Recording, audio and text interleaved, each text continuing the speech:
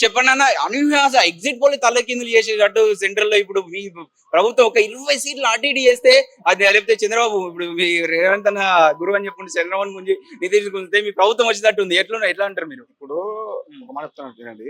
జాతీయ media, గోడి media, Modi media ప్రతిసారి కాంగ్రెస్ పార్టీని తక్కువ చేసి చూపించడం వల్ల కొంతమంది కొంచెం ఉంటారు, కొంతమంది చాలా మంది ఉంటారు, అరే సర్వే వచ్చింది కదా అని అనుకుంటారు. ఇవంతా కేవలం కల్పన మాత్రమే. కాంగ్రెస్ పార్టీ స్పష్టంగా గెలవే స్థానాలు కూడా గెలిచి, అదేవిధంగా ఎక్కడైతే బీజేపీ స్పష్టంగా ఉంది యూపీలో కూడా కాంగ్రెస్ పార్టీ గెలుస్తున్నారు. అక్కడ మీరు చూడండి, అయోధ్య రామ మందిరం పేరు చెప్పి, దేవుని పేరు చెప్పి, దేవుని నామస్మరణం తీసుకుంటే దేవుని బజార్కి ఇచ్చినట్టు బీజేపీ పార్టీకి కూడా ఇష్టం లేదు రామునికి రావడం.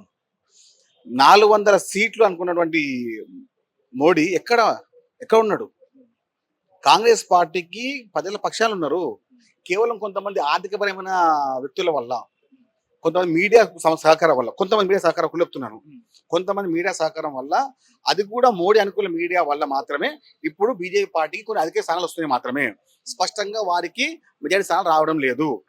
ప్రభుత్వం ఇప్పుడు మీరు ఎలా ఉంది పార్టీ ఆలోచన? ఇప్పుడు ఏమన్నా కొంచెం గుంజి ఇంకో 20 సీట్లు అడిగి చేసే ప్రయత్నం ఏమైనా చేస్తురా? ఏంటంటే ఏమిటంటే ఎన్నికల ఫలితాలు ఇంకా ముగలేవు, ఇంకా ముగలేవు. స్పష్టంగా కాంగ్రెస్ పార్టీ ఇండియా కూటమి రేపు జరగబోయే ప్రమాణ స్వీకారంలో భాగమే ఉంటది. రేపు పక్కన కాంగ్రెస్ పార్టీ చేస్తుంది. ఇప్పుడు ఇండిపెండెంట్ కొన్ని తీసుకొని చాలా ఉన్నాయి. చాలా రాజకీయం అంటే ఏమంటే ఆ క్షణానికి మొత్తం దొరుకుతుంది. కానీ ప్రజలు మా పక్షాన ఉండి మాకు అత్యధిక ఓట్లు ఇవ్వడం వల్ల కాంగ్రెస్ పార్టీ 400 పార్ కాదు. మీరు నేను ఏమంటారు అంటే మీకు పక్ష చెప్తున్నా, కొంతమంది మీడియా వల్ల, ఆ మీడియా ఒకటి వారు బస్ట్ వల్ల ఎగ్జిట్ పోల్స్ గురించి ఎగ్జిట్ పోల్ ఏముందని చెప్పి చూసిరా?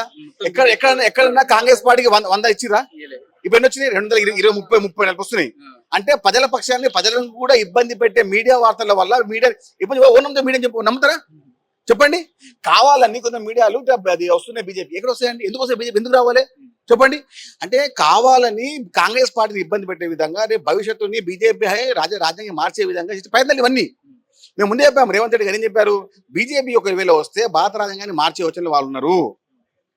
ఈ విషయాన్ని స్పష్టంగా మేము తీసుకెళ్ళాము. కొంతమంది కావాలని అది ఏం కాదు అని చెప్పి, అంటే రాజకీయాలు చేసే సమయంలో బీజేపీ పార్టీ కేవలం వ్యాపారం చేసింది. 100% చూడండి, షేర్ మార్కెట్ కూడా పడిపోయింది. రాహుల్ గాంధీ గారు నాయకత్వానికి ప్రతిగా ఏర్పడిండు. ఆయనకి మీడియా సహకారం లేదు కదా. మోడీ మీద ఆశలు పెట్టుకున్న వల్ల మొత్తం అంతే. ఇప్పుడు ప్రజల పక్షాలు కాంగ్రెస్ పార్టీ మాత్రమే. అప్పుడు ఎప్పుడు ఎల్లప్పుడు కాంగ్రెస్ పార్టీ అంటే ప్రజల పక్షము. బీఆర్ఎస్ పార్టీ గురించి ఏమంటారు? ఒక్క సీట్ రాకుండా పరిస్థితి ఇప్పుడు ఈ స్థాయికి పోయింది. ఇంకా ఏమన్నా చేస్తారా బీజేపీని మీరు? అయితే ఏమైందంటే బీజేపీకి బీఆర్ఎస్ ఓట్ ట్రాన్స్ఫర్ చేసి కావాలని వాళ్ళు 100% బీజేపీ గెలిచిన ప్రతి ఒక్క స్థానాలు బీఆర్ఎస్ పార్టీ వాళ్ళ ఓటుని అమ్ముకున్నారు, సిఫారు ఇచ్చిర్రు. రాజకీయ వ్యభిచారం చేసిన బీజేపీ బీఆర్ఎస్ తెలంగాణలో ఏ పార్టీ చేయని పనులు చేసింది ఈసారి.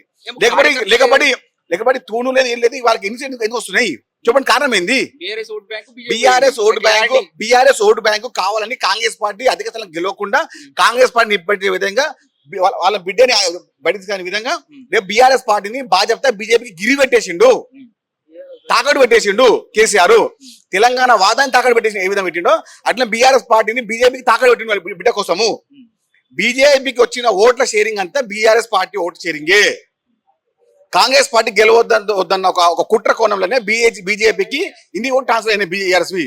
ఎక్కడ చూసిరా మీరు? డమ్మీ అభ్యర్థులు పెట్టిండు, ఎలక్షన్ మేనేజ్మెంట్ చేయలేడు, కాంగ్రెస్ పార్టీ ఇబ్బంది పెట్టే వ్యవహారం చేసిండు కేసీఆర్.